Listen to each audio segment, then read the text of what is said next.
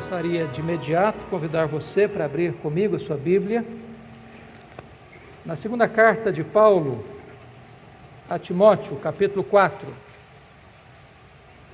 2 Timóteo, capítulo 4, versos 6 até o verso 18. 2 Timóteo 4, 6 a 18.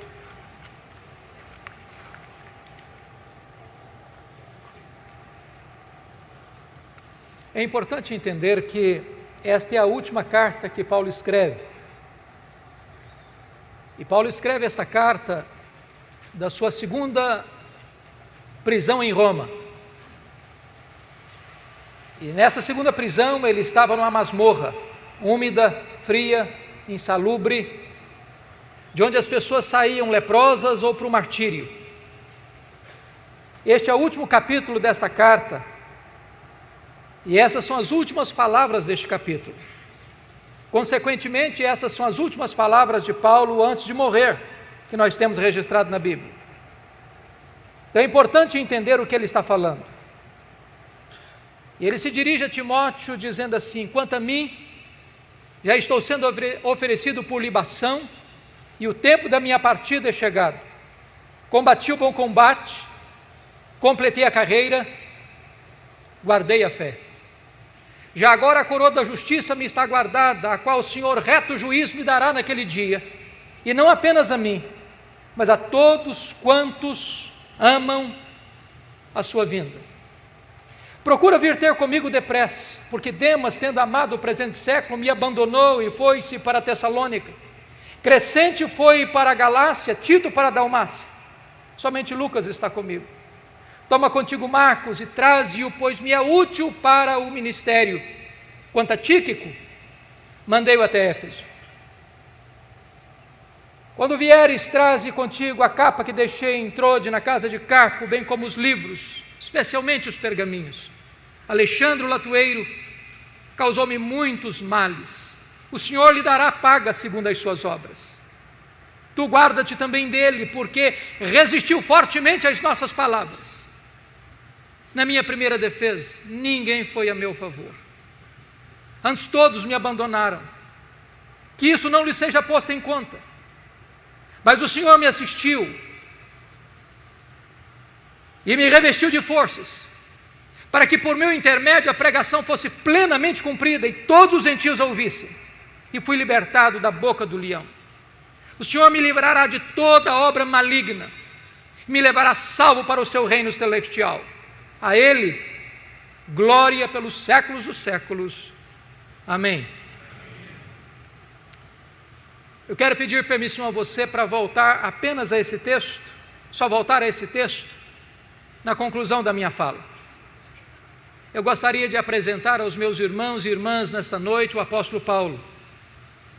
Quem foi este homem?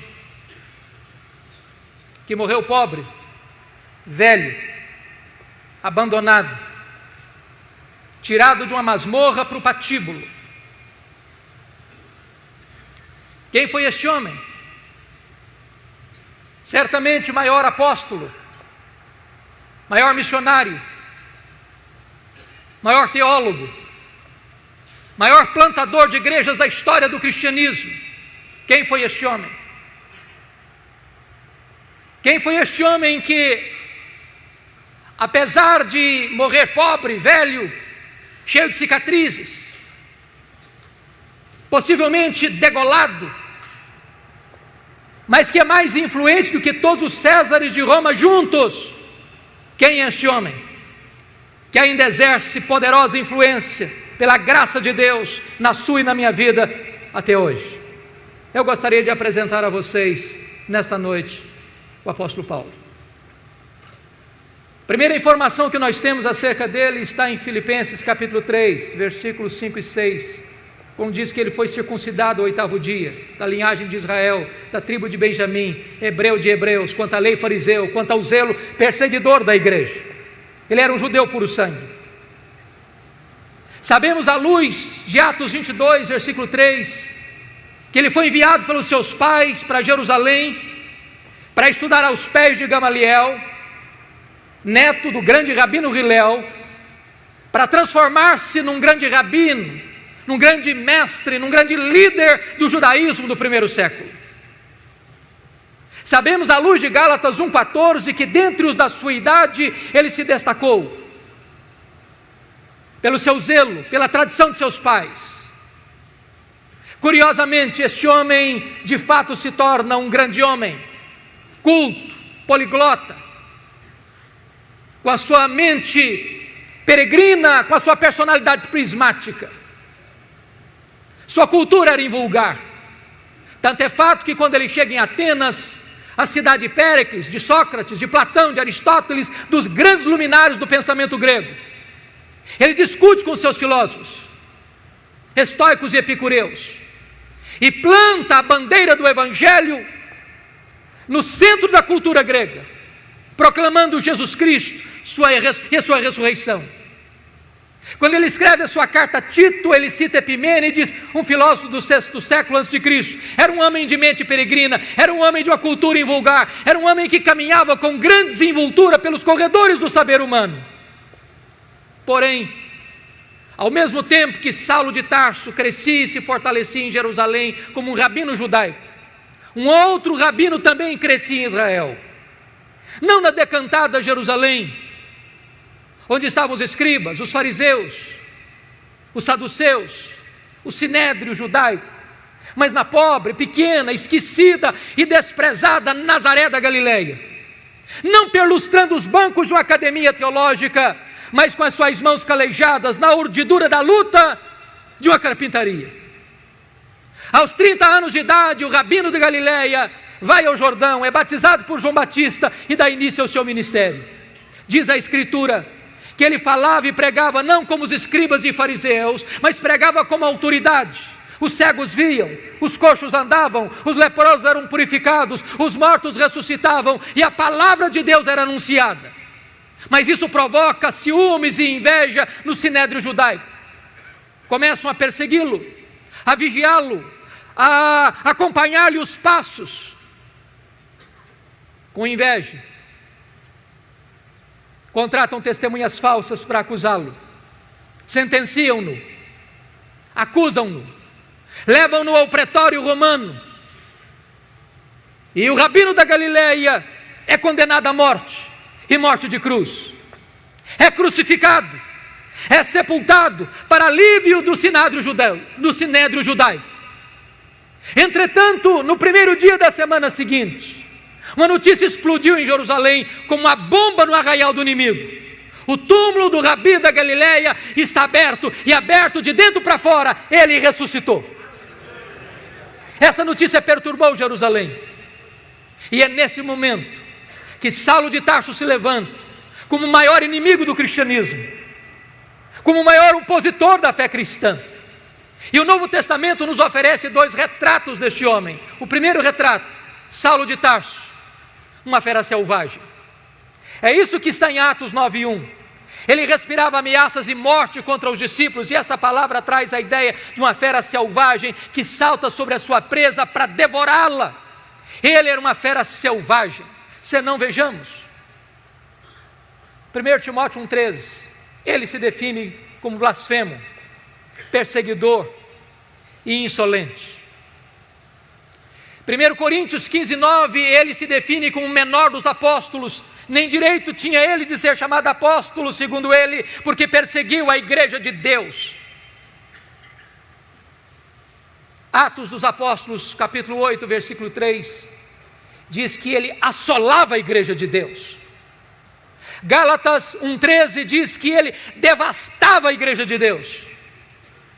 Mas Atos 9:21 diz que ele não apenas assolava e devastava a igreja de Deus, ele exterminava os discípulos de Jesus em Jerusalém. E exterminar não é prender, exterminar não é bater, exterminar é matar.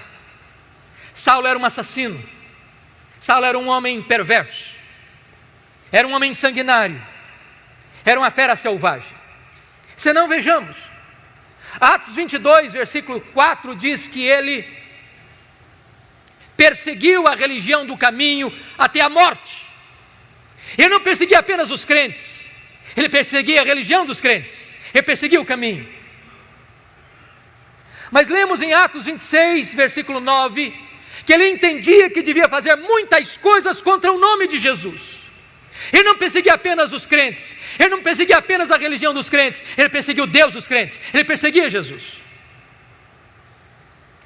Mas Atos 26, versículo 10, diz que ele encerrou não alguns, não poucos, mas muitos dos santos em prisões. E contra esses muitos santos, dava o seu voto quando os matavam. Ele não mandou matar apenas Estevão, ele mandou matar muita gente em Jerusalém. Ele era uma fera selvagem, ele era um homem sanguinário. Atos 26, versículo 11, diz que por muitas sinagogas, ele afligiu os crentes, forçando os crentes a blasfemar contra Deus. E até por cidades estranhas, demasiadamente enfurecido, ele perseguia os cristãos.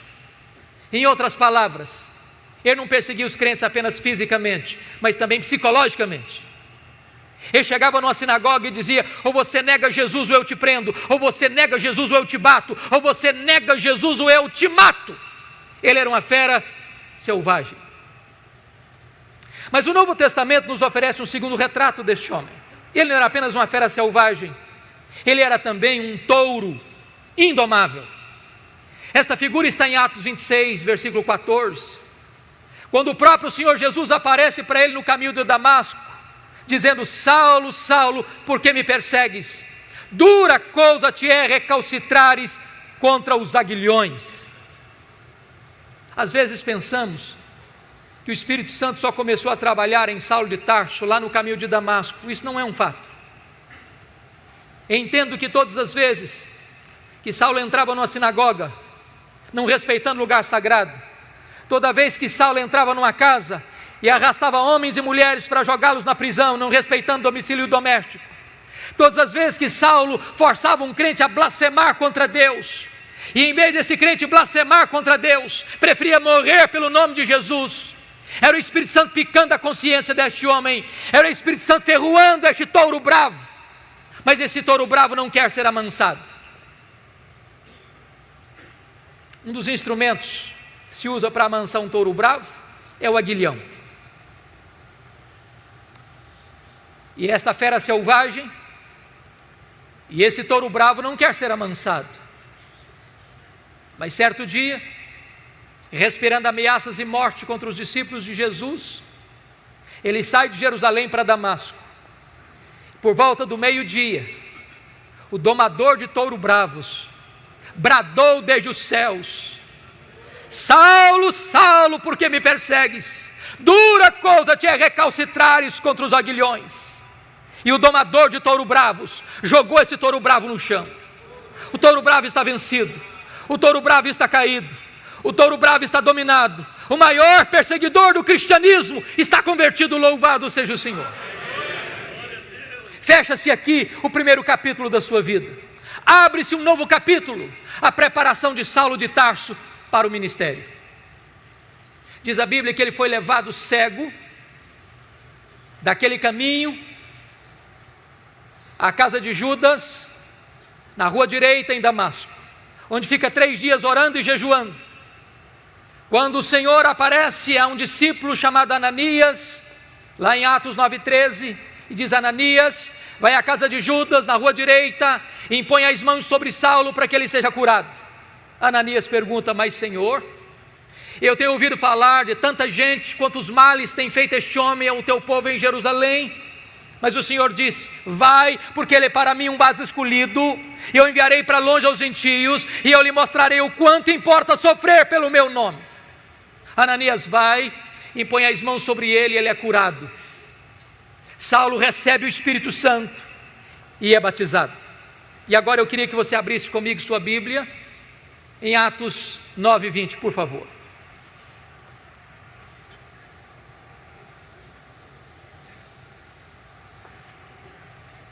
Logo depois que ele foi curado, logo depois que ele recebeu o Espírito Santo, logo depois que ele foi batizado, diz a Bíblia que ele começa a pregar nas sinagogas em Damasco, afirmando que Jesus é o Filho de Deus. Agora olhe comigo Atos 9:22, por favor. Saulo mais e mais se fortalecia, confundindo os judeus, demonstrando que Jesus é o Cristo. E eu pergunto a você, há alguma diferença entre o que acontece no verso 20 para o que acontece no verso 22? Concordo com Ray Stedman, quando ele disse que há uma total diferença entre o que acontece no verso 20 e o que acontece no verso 22. No verso 20 ele afirma que Jesus é o Filho de Deus, mas no verso 22 ele demonstra que Jesus é o Messias, é o Cristo. E demonstrar é provar uma tese, detalhada, meticulosa e exaustivamente. A grande pergunta é: quanto tempo há de intervalo entre o verso 20 para o verso 22? Atos não responde esta pergunta, mas a resposta está em Gálatas capítulo 1, versículos 15 a 17, diz que logo que ele foi convertido em Damasco, ele não subiu para Jerusalém onde estavam os apóstolos, nem consultou carne e sangue, mas o Senhor revelou-se a ele e nele ele partiu para a região da Arábia, e conforme Gálatas 1,18, 3 anos depois, ele retorna da Arábia para Damasco. A pergunta é: o que ele ficou fazendo 3 anos na Arábia? Possivelmente um seminário intensivo com o Senhor Jesus. A teologia que ele aprendeu, não a aprendeu de homem algum numa academia. O próprio Senhor Jesus se revela a ele e nele. Certamente nesses 3 anos, ele releu o Antigo Testamento, e ele percebe uma coisa: aquele Jesus que ele perseguira, de fato era o Messias, o Cristo. Convencido desta verdade, ele retorna agora, conforme Gálatas 1,18, para Damasco.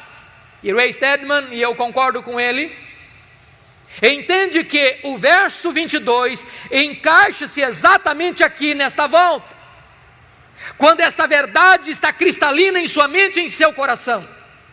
E agora ele confunde mais ainda os judeus, porque ele não apenas afirma, agora ele prova, agora ele demonstra que Jesus é o Messias. O que acontece? Os judeus querem matá-lo. Ele tem que fugir de Jerusalém, de forma humilhante, dentro de um cesto, muralha abaixo, e agora, conforme Atos 9:26, ele vai para Jerusalém. E eu queria aqui levantar uma tese, e a tese é esta: quando Saulo subiu para Jerusalém, penso eu, ele não estava ainda governado por uma verdade que marcou sua vida e seu ministério, a doutrina da nova aliança. Verdade essa que ele vai ensinar na sua segunda carta aos Coríntios, capítulo 2, a partir do capítulo 2, versículo 14, quando ele disse: graças, porém, a Deus, que em Cristo sempre nos conduz em triunfo, e por meio de nós manifesta a fragrância do seu conhecimento, tanto nos que são salvos como nos que se perdem. Para uns cheiro de vida para vida, para outros cheiro de morte para morte. Mas quem, porém, é suficiente para essas coisas? A pergunta fica no ar no capítulo 2:16 sem resposta. E a resposta vem no capítulo 3, a partir do versículo 4, quando ele diz: a nossa suficiência vem de Cristo. Quando Moisés desceu com as tábuas da lei do Sinai, o povo disse: tudo que o Senhor falou, nós faremos. Pergunto eu: fizeram? Não, não fizeram. O que faltou a eles? Sinceridade. Não faltou-lhes poder. Se na velha aliança tudo dependia do homem, na nova aliança tudo depende de Deus. Portanto, a tese é: quando Saulo sobe para Jerusalém, ele sobe com uma ideia na mente. Qual a ideia? Eu sou o homem mais preparado, com melhor currículo, com melhor perfil, para ser o líder da igreja de Jerusalém. E ele tinha motivos para pensar isso, por algumas razões. Primeiro, todos os apóstolos de Jesus eram galileus. E em Jerusalém, na Judéia, os galileus eram recebidos com preconceito e desprezo. Tanto é fato que quando o Pentecoste aconteceu, o Espírito Santo foi derramado, as pessoas, ao olharem aquele fenômeno, olharam com ceticismo. O que quer isso dizer? Outros com preconceito: são galileus, outros com zombaria, estão bêbados.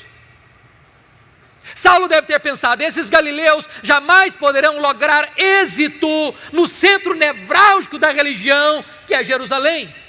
Segundo lugar, os apóstolos de Jesus eram homens iletrados, e Jerusalém era a capital intelectual da teologia. Lá estavam os doutores da lei, lá estavam os escribas, lá estavam os fariseus, lá estava o sinédrio. Saulo deve ter imaginado: eu tenho o melhor perfil, eu tenho o melhor currículo, eu tenho o melhor preparo, eu conheço Jerusalém, eu conheço os corredores eclesiásticos dessa cidade, eu conheço os intestinos dessa cidade, eu persegui a igreja aqui, eu fui criado aqui, eu tenho o melhor perfil para ser o grande líder da igreja. Confira comigo o que aconteceu. Atos 9, 26, quando ele chega na igreja, os discípulos não acreditaram na conversão dele, pensaram que ele estava blefando, pensaram que ele estava sabotando a fé cristã, e bateram a porta da igreja na cara dele. Nem recebido ele foi. Mas Atos 9, 27 diz que Barnabé o acolheu, o apresentou aos apóstolos, eles o receberam, e ele começou a falar e a discutir com os helenistas, entrando e saindo, e de repente os helenistas resolvem matá-lo. E quando os discípulos escutam isso, chegam para Saulo e dizem: Saulo, você não pode ser nosso pastor, você tem que ir embora da nossa igreja. Eu estou me dirigindo a alguns pastores aqui, e vocês sabem que não é fácil para um pastor querer ficar numa igreja, e os membros da igreja não quererem que ele fique na igreja. Não é fácil para um pastor estar convencido de que ele deve permanecer, e os membros estão convencidos que ele deve sair. Sabe o que aconteceu com Saulo? Ele não foi embora. Mas não era apenas os membros da igreja que queriam que ele fosse embora, não. Deus mandou ele embora. Confira comigo Atos 22, versículo 17. O próprio Deus apareceu para ele numa visão, enquanto ele orava, e disse: vai embora de Jerusalém, porque eles não vão te ouvir. Irmão, ser mandado embora da igreja pelo conselho da igreja é uma coisa, ser mandado embora da igreja pela assembleia da igreja é uma coisa, mas ser mandado embora da igreja pelo próprio Deus, parece que não resta outra opção. Sabe o que Saulo fez? Ele não foi embora. Não foi. Veja comigo o versículo 18 de Atos 22, porque ele começa a discutir com Deus, ele começa a razoar com Deus, ele começa a ponderar com Deus, diz: mas Senhor, eu persegui a igreja aqui, quando matou Estevão, tua testemunha estava presente, consentia nisso, até guardei as vestes daqueles que o apedrejaram. Sabe o que está dizendo para Deus? Deus, o Senhor vai cometer um grande erro estratégico me tirando, eu sou o cara, eu tenho o melhor currículo, eu tenho o melhor perfil, o Senhor não pode fazer isso. Sabe o que aconteceu? Deus não mudou de ideia, foi Saulo quem teve que mudar e mudar-se. Deus diz: vai. Sabe o que aconteceu com ele? Ele não foi. Volta comigo, por favor, para Atos 9:30. Diz que os discípulos se reuniram e levaram-no até Cesareia. Preste atenção que ele não foi, ele foi levado, ele não saiu, saíram com ele. Ele saiu de Jerusalém como Ló saiu de Sodoma a reboque. E de Cesareia mandaram-no para onde mesmo? Para Tarso. Onde era Tarso? A cidade que ele nasceu. Sabe o que Deus está dizendo para esse cara que pensa que é insubstituível?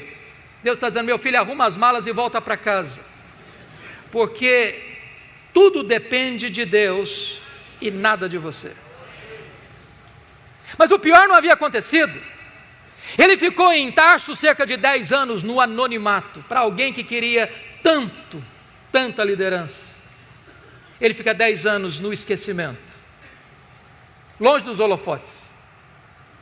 Mas se isso não bastasse, o pior vem aqui em Atos 9:31. Diz que no dia que ele arrumou as malas e foi embora da igreja de Jerusalém, a igreja passou a ter paz e passou a crescer. Você quer coisa pior para um pastor do que isso? Sabe o que Deus está dizendo para esse homem? Tudo depende de mim, nada depende de você. Era preciso que ele aprendesse essa lição primeiro.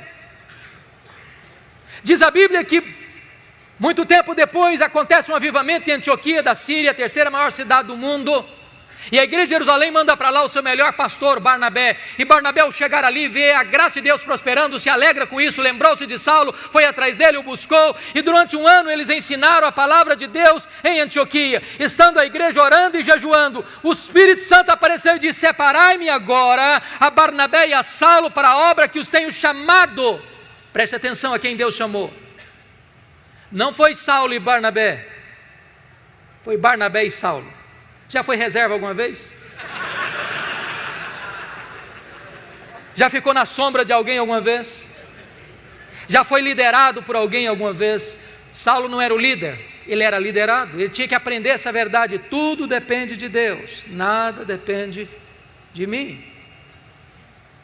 Eles saíram para a primeira viagem missionária e foram para a ilha de Chipre e chegaram em Pafos.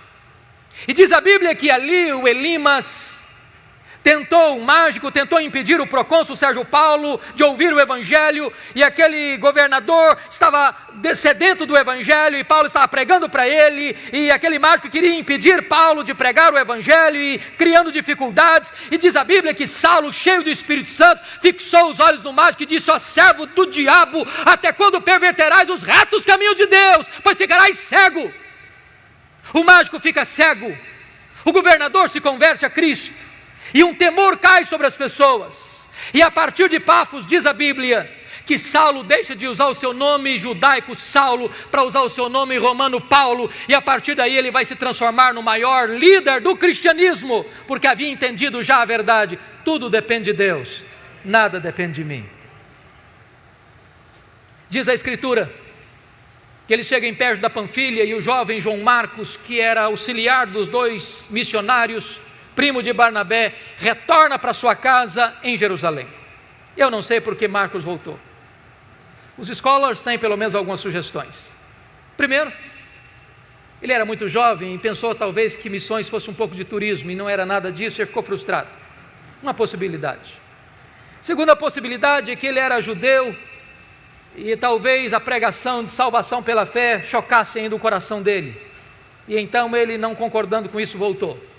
Terceira possibilidade, que quando ele saiu de Antioquia, que era o líder da caravana, era o seu primo Barnabé, mas no meio da viagem a liderança muda de rumo, e ele diz: sob a liderança do meu primo teria coragem de ir, mas sob a liderança de Paulo eu estou inseguro, voltou para casa. Uma outra possibilidade. Uma última possibilidade, talvez a mais plausível, é que diz a Bíblia, em Gálatas 4,14, que Paulo pregou o evangelho pela primeira vez na região da Galácia, por causa de uma enfermidade física.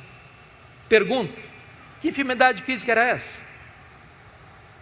Enfermidade física essa que Paulo chama de espinho na carne, em 2 Coríntios capítulo 12, versículo 7. Que enfermidade era essa?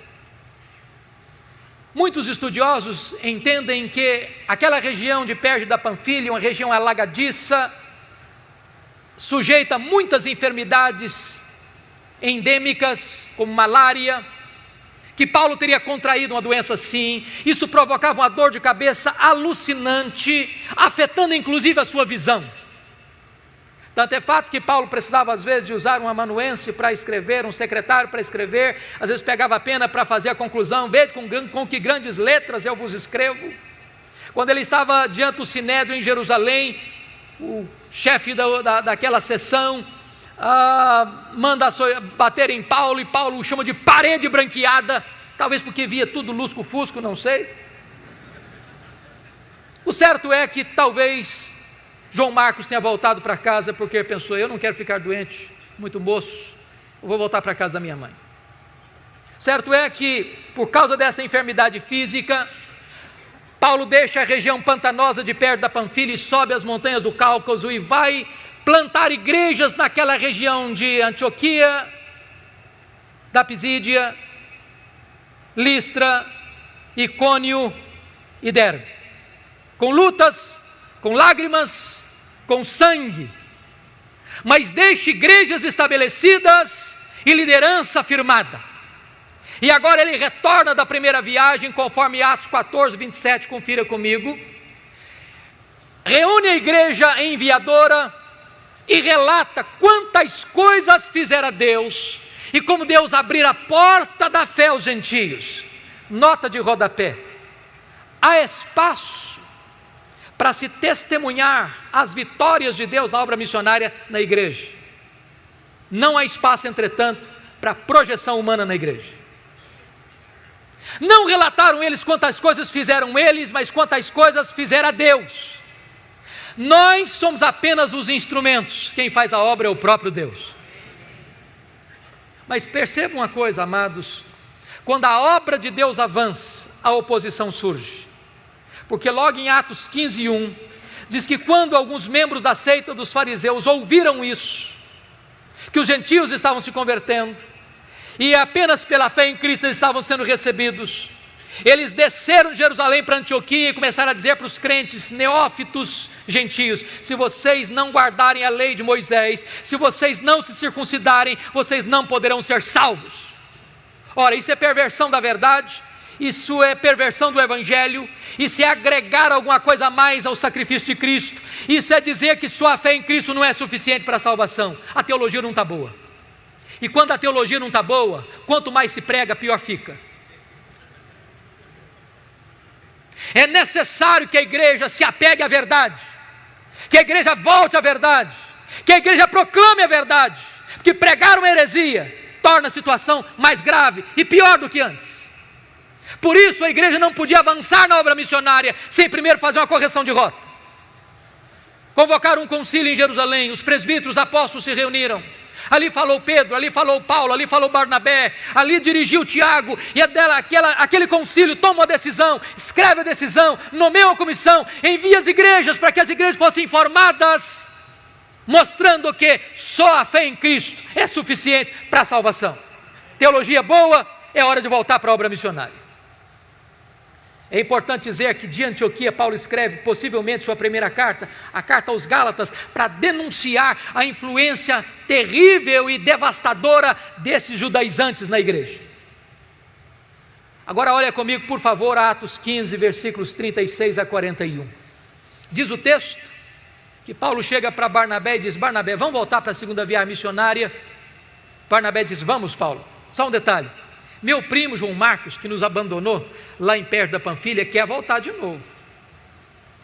Diz a Bíblia que Paulo disse: eu não acho justo levarmos aquele que nos abandonou desde perto da Panfilha. Comigo ele não vai. Ele não serve para ser meu companheiro de viagem. Eu não quero na minha companhia. Barnabé tentou constranger Paulo a receber e aceitar João Marcos, mas Paulo foi irredutível. Comigo ele não vai. Diz a Bíblia que houve tal desavença entre Paulo e Barnabé por causa de João Marcos, que eles não puderam caminhar juntos mais. Então, Paulo pegou Silas, profeta da igreja de Jerusalém. Barnabé continuou investindo em João Marcos, seu primo. Nota de rodapé: os líderes não deveriam brigar, mas às vezes brigam. Os líderes não deveriam ter desavenças, mas às vezes têm. Mas até quando os líderes brigam e têm desavença, o plano de Deus não pode ser frustrado. Porque agora, em vez de uma caravana, nós temos duas. E a obra de Deus se espalha. O livro de Atos passa pelo relato de Paulo e Silas, e eles querem ir para a Ásia, e eles são impedidos pelo Espírito de Deus. E Paulo escuta uma voz de um varão macedônio: passa, Macedônia, e ajuda-nos. E ele entra na Macedônia, ele entra no Ocidente. Louvado seja Deus, porque a obra missionária inclina-se para nós. Preste atenção nisso. Deus dá a direção, mas Paulo escolhe os melhores métodos. Se você perceber, Paulo só se fixa em cidades estratégicas. Filipos era colônia romana, Tessalônica era a capital da Macedônia, Bereia, importante cidade da região, Atenas, capital intelectual do mundo, Corinto, capital da Caia. O que ele está nos ensinando? Estratégias missionárias. Vamos plantar uma igreja? Vamos. Em que cidade? Vamos comprar um terreno para construir um templo? Vamos. Em que bairro? Em que rua? Que terreno vamos comprar?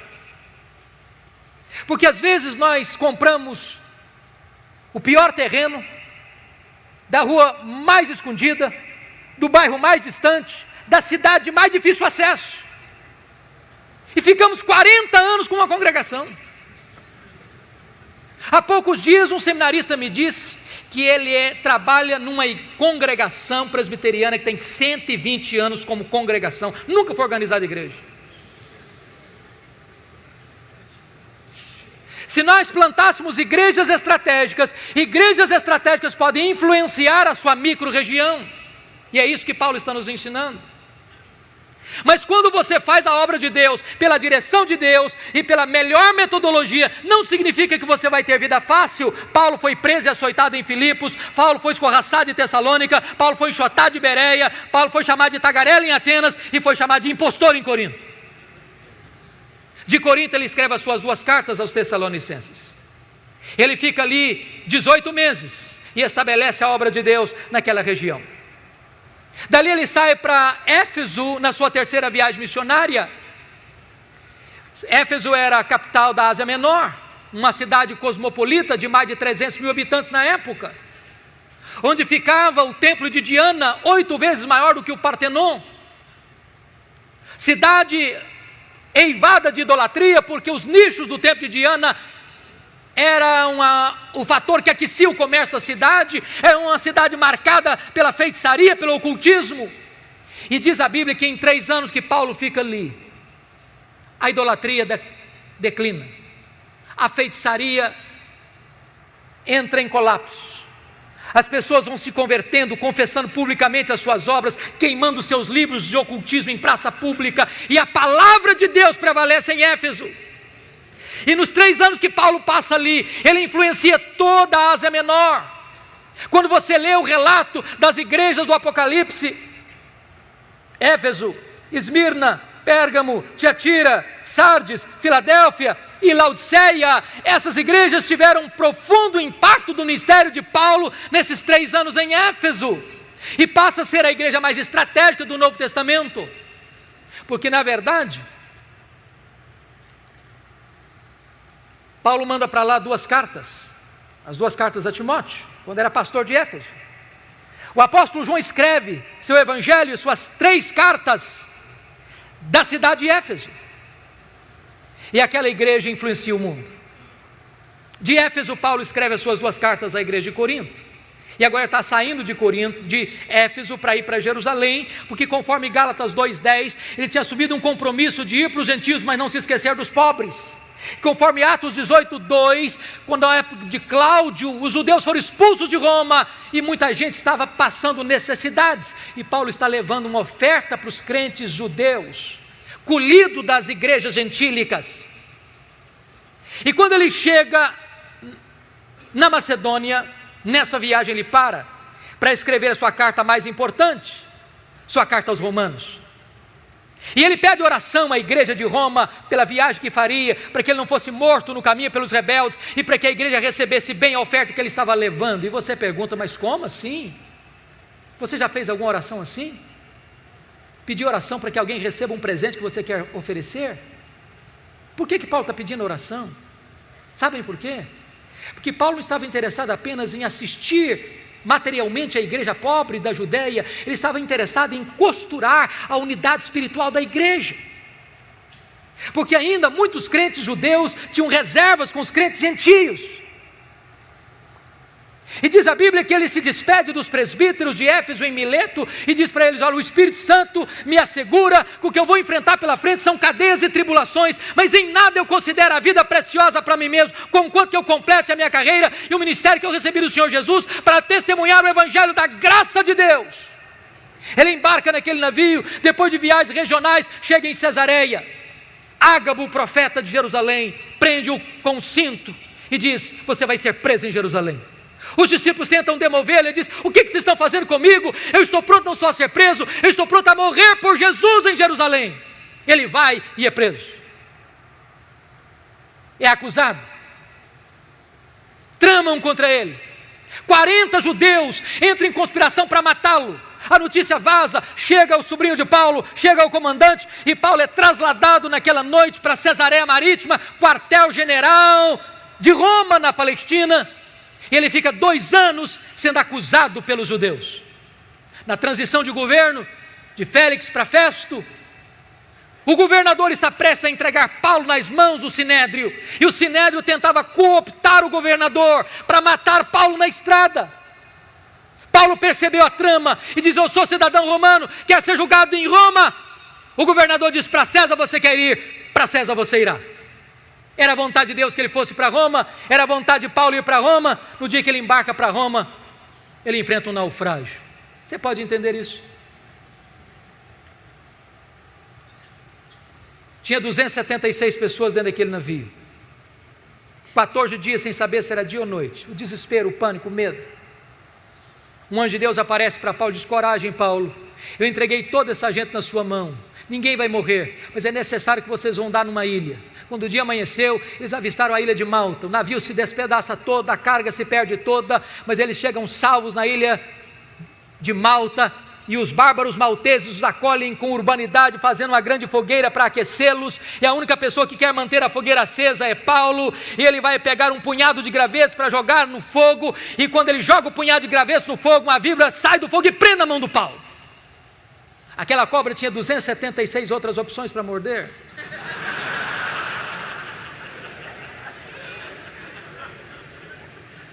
E quando os malteses viram a cena, gritaram: é um assassino, tenta se livrar do mar, a justiça não o deixa viver, vai cair, vai inchar, vai morrer. Não caiu, não inchou, não morreu, mudaram de opinião, é um Deus. Não é nem um assassino, nem um Deus, é o servo do Deus vivo. Na verdade, não foi a tempestade que levou Saulo para a ilha de Malta, foi a mão da providência divina. Quando você pensa que a sua vida está à deriva, quando você pensa que a sua vida está de ponta cabeça, na verdade, Deus está no controle e Ele está trabalhando a seu favor para que todas as coisas cooperem para o seu bem, você que ama Deus.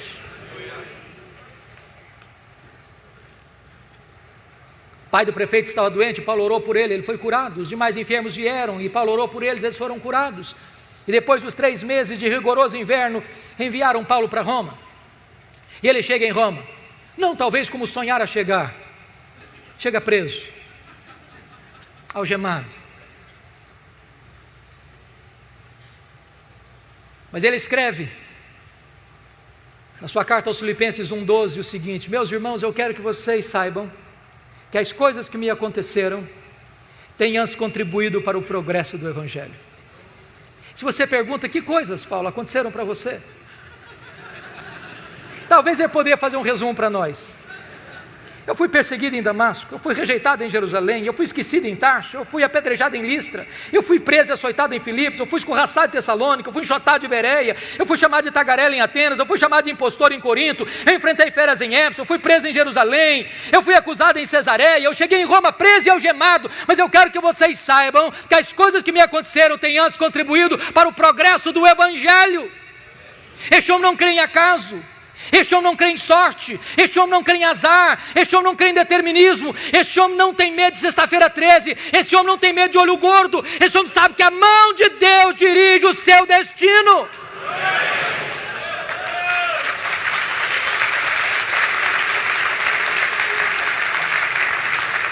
Porque ele estava preso em Jerusalém, diz a Bíblia, que a igreja foi mais encorajada a pregar. Aliás, o Ray Stedman disse uma coisa interessantíssima, ele disse que um dos melhores métodos e mais eficazes métodos de levar a igreja ao crescimento, eu pessoalmente não gosto dele, é botar os pastores na cadeia. Se os pastores forem presos, a igreja se levantará.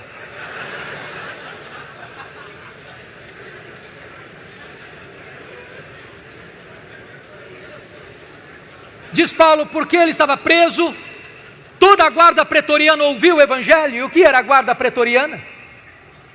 Era a guarda particular do imperador, era a guarda de elite do império, gente que trafegava pelos corredores do palácio, gente que tinha influência política no império. E durante 3 turnos por dia, um soldado era algemado a Paulo durante 2 anos. E o que Paulo fazia? Evangelho neles, evangelho neles, evangelho neles, evangelho neles, evangelho neles. Depois de 2 anos, toda a guarda pretoriana estava evangelizada e os demais membros do palácio. Por isso ele escreve Filipenses 4:22, de Roma, a igreja de Filipos: os santos vos saúdam, especialmente os da casa de César. Nero não sabia de uma coisa, mas Deus o havia constituído em presidente das missões estrangeiras do império, porque havia colocado lá dentro do palácio o maior missionário da igreja e colocado diante dele o seu público. Quando as pessoas pensam que estão destruindo a igreja, só podem promover a igreja, porque a igreja de Deus é indestrutível. Porque Paulo estava preso, ele não podia visitar as igrejas. O que ele fez? Ele começou a escrever cartas. Carta aos Efésios, Filipenses, Colossenses, Filemon, as cartas da primeira prisão. Já parou para pensar nisso? Se Paulo estivesse solto, talvez nós não teríamos essas joias na nossa Bíblia. Quando você pensa que as coisas estão difíceis demais ou complicadas demais, a mão da providência de Deus está agindo. Como disse William Cowper, por trás de cada providência carrancuda, esconde-se uma face sorridente. Desta primeira prisão, Paulo orou para sair, pediu para sair e saiu de fato. Mas não saiu para se aposentar, não saiu para vestir um pijama, não saiu para deitar numa cadeira de balanço. Não há aposentadoria no reino de Deus. Ele saiu para trabalhar, talvez para fazer a 4ª viagem missionária, talvez tenha ido à Espanha, eu não sei. Mas ele passou e deixou Tito em Creta, ele passou e deixou Timóteo em Éfeso, ele percorreu até Nicópolis. Ele está fazendo a obra de Deus, e nesse interregno ele escreve mais 2 cartas, 1 Timóteo e Tito. Só que a política do mundo está mudando. Desde que Nero subiu ao poder em 54, com 17 anos de idade, aqui a situação parecia sombria para os cristãos. 10 anos depois, 9 de julho de 64, segundo alguns historiadores, o próprio imperador Nero pôs fogo na capital do império e subiu para o alto da torre de Mecenas, vestido de ator, assistindo o espetáculo das chamas, 7 noites, 6 dias de incêndio. Quando acabou o incêndio, dos 14 bairros de Roma, 10 deles tinham sido devastados. Os 4 bairros restantes eram densamente povoados por judeus e cristãos. Isso dá a Nero um bom álibi para botar a culpa do incêndio de Roma nos crentes. E começa uma brutal e sangrenta perseguição contra a igreja. Os crentes são queimados vivos. Mais tarde são jogados nas arenas, enrolados em peles de animais, para os cães morderem, para os touros pisarem, para os leões esfaimados da Líbia devorarem. Mas quanto mais sangue era derramado, mais a igreja crescia. Paulo está solto nesse tempo, procurado e caçado como maior líder do cristianismo, até que põe a mão em Paulo de novo, talvez em Troade, na casa de Carpo. E agora ele é levado não mais para uma prisão domiciliar, é levado para uma masmorra, úmida, fria, insalubre, de onde as pessoas saíam leprosas, ou para o martírio. É desta prisão que ele escreve a sua última carta, 2 Timóteo. E agora eu peço que você abra no texto lido, para que nós encerremos. A grande pergunta é: como é que esse homem se sente? Eu fico pensando que se a vida de Paulo fosse analisada pelas lentes da teologia da prosperidade, ele seria um fracasso total. Está encerrando a vida pobre, velho, cheio de cicatrizes, sem roupa para vestir, abandonado. Mas este homem é mais influente na história do que todos os ricos de Roma daquele tempo. Como é que ele se sente? Primeiro vai fazer uma avaliação para nós do seu passado. Olha comigo o versículo 7. Combati o bom combate, completei a carreira, guardei a fé. Ele diz: a minha vida não foi amenidade não, foi luta. E eu não parei a obra no meio do caminho, eu não desisti da obra não, eu completei a carreira. Eu não negociei a verdade, eu não prostituí o meu ministério, eu não vendi minha consciência, eu guardei a fé. Olhem comigo a avaliação que ele faz agora do seu presente no versículo 6. Quanto a mim, já estou sendo oferecido por libação e o tempo da minha partida é chegado. O que ele está dizendo é o seguinte: não é Roma que vai me matar não, eu que vou me entregar. Eu não vou me entregar para Roma não, eu vou me entregar para Deus. Eu não sou prisioneiro de Roma, não sou prisioneiro de César, sou prisioneiro de Cristo, sou embaixador em cadeias. E ele usa uma linguagem eufêmica para a morte, partida. E essa palavra teria 3 significados. Primeiro, tirar o fardo das costas de alguém, morrer para um crente e descansar das suas fadigas. Segundo, desatar um bote para singrar as águas e atravessar para o outro lado. Morrer para um crente é fazer a última viagem rumo à cidade celestial. Terceiro, era levantar afrouxar as estacas de uma barraca, levantar acampamento e mudar para sua casa permanente. Morrer para um crente é mudar de endereço, é ir para a casa do Pai. Paulo não está com medo de morrer, porque sabe em quem tem crido e sabe para onde está indo. Por isso agora ele faz uma avaliação do seu futuro, versículo 8. Já agora a coroa da justiça me está guardada, a qual o Senhor, reto juízo, me dará naquele dia, não apenas a mim, mas a todos quantos amam a sua vinda. O que ele está dizendo é o seguinte: não importa se Nero vai me considerar réu, culpado de morte, o que importa é que o reto juiz, Jesus Cristo, diante de quem eu e todos vamos comparecer, já me justificou e já guardou para mim a coroa da justiça. Eu não estou indo para a espada de Roma, eu estou indo para a glória, eu estou indo para receber a minha recompensa eterna. Mas, irmãos queridos, este homem não é um super-homem, não é um super-apóstolo, ele é um homem. E ele não tem nenhuma dificuldade em repartir conosco seus sentimentos e as suas emoções antes de morrer. Ele vai falar para nós os dramas que ele está vivendo. E o primeiro drama que este homem enfrenta é o drama da solidão. Olha comigo o versículo 9. Procura vir ter comigo depressa. Olha o versículo 21. Venha, meu filho, mas venha antes do inverno. Olha o versículo 11. Quando você vier, filho, traz Marcos com você. Ele me é útil para o ministério. E eu amo esse versículo, porque eu o comparo com Atos 15, 36 a 41, e um dia Paulo disse: comigo ele não vai, ele não serve para andar comigo. E no final da vida Paulo diz: traz esse menino, eu quero ele pertinho de mim, eu quero encostar minha cabeça no peito dele antes de morrer. Nunca é tarde para nós restaurarmos relacionamentos feridos. Não é fácil chegar no final da vida e sentir solidão, não é fácil. Segunda coisa que Paulo está dizendo para nós é que ele enfrentou o drama do abandono. Olha comigo o versículo 10. Porque Demas, tendo amado o presente século, me abandonou. Meus irmãos, não é fácil ser abandonado no final da vida. Não é fácil ser abandonado na hora que você mais precisa de ajuda. Não é fácil ser abandonado por aquelas pessoas em quem você investiu tanto, e agora, na hora que você mais precisa de um companheirismo, de um apoio, essas pessoas te deixam no meio do caminho. Não é fácil lidar com isso, e Paulo está lidando. Terceiro lugar, olha comigo por favor, Paulo está enfrentando o drama da traição. Olha o versículo 14. Alexandre o latueiro causou-me muitos males. Dizem os historiadores que foi este homem que delatou Paulo, culminando na sua segunda prisão e no seu consequente martírio. É gente que apunhala pelas costas, é gente que puxa o tapete, é gente que celebra quando você chora, é gente que ri quando você está angustiado, é gente que pensa que a vitória dele é o seu fracasso. Paulo está lidando com traição. Não é fácil ser traído, não é fácil. Mas olha comigo o versículo 15, porque Alexandre não resistiu apenas ao pregador, resistiu também à pregação. Tu, Timóteo, guarda-te dele, porque resistiu fortemente às nossas palavras. Quarto lugar, Paulo está enfrentando o drama das privações. Olha o versículo 13 comigo. Ele enfrenta 3 privações. Ele precisa de gente. Deixa eu dizer uma coisa para você: gente precisa de Deus, mas gente precisa de gente.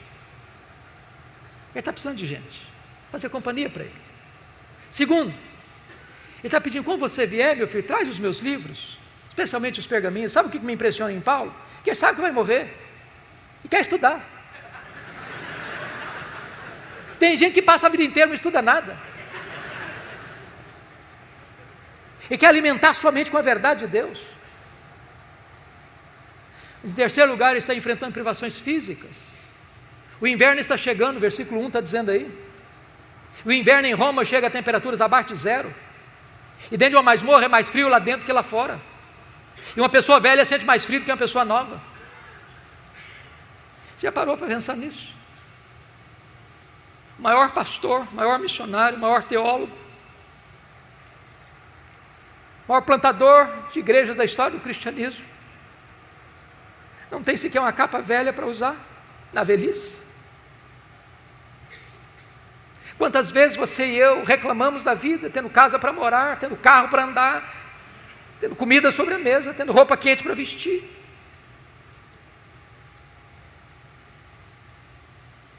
Mas em último lugar, ele enfrenta o drama da ingratidão. Olha o versículo 16 comigo. Na minha primeira defesa, ninguém foi a meu favor, mas todos me abandonaram. Não é fácil isso. Ele plantou igrejas na província da Galácia, da Macedônia, da Caia, da Ásia Menor, de Jerusalém ao Ilírico, levou centenas, milhares de pessoas a Cristo. Na hora que ele precisa de alguém para estar lá naquela audiência, para falar a favor dele, não aparece ninguém. Não é fácil lidar com a ingratidão. Mas bendito seja Deus pelo verso 17, quando Paulo diz: mas o Senhor me assistiu e me revestiu de forças, para que por meu intermédio a pregação fosse plenamente cumprida e todos os gentios ouvissem. Eu fui libertado da boca do leão. O Senhor me guardará de toda obra maligna e me levará salvo para o seu reino celestial. Eu quero dizer para você, meu irmão, minha irmã, pode faltar a você o apoio dos homens, mas não lhe faltará o apoio de Deus. Pode faltar a você o apoio da terra, mas não lhe faltará o apoio do céu. Eu termino aqui dizendo o seguinte: quis Deus que a última cena da vida de Paulo não estivesse registrada na Bíblia, mas na minha mente esta cena está registrada, e eu gostaria de partilhar com vocês aquilo que eu vislumbro dessa cena. Houve um dia, um carcereiro rude e insensível recebeu em sua mesa um pedaço de couro, talvez de pergaminho, contendo o nome de um prisioneiro que deveria ser morto naquele dia.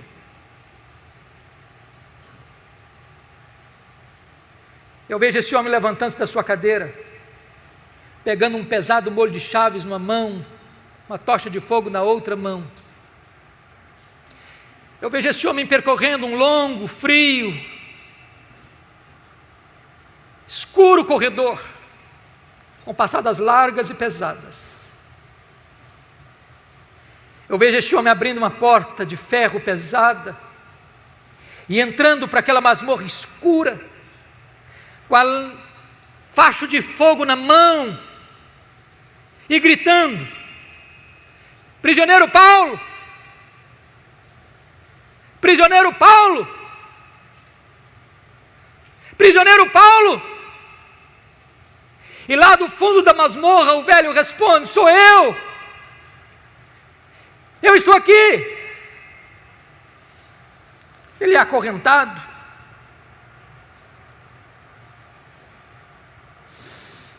ele é retirado daquela masmorra, ele percorre aquele longo corredor, chega ao local do patíbulo, e o algoz lhe pergunta: você quer dizer algumas palavras antes de morrer? Talvez pensando que Paulo fosse expor a sua dor, a sua mágoa, a sua revolta. E o velho apóstolo responde: eu quero.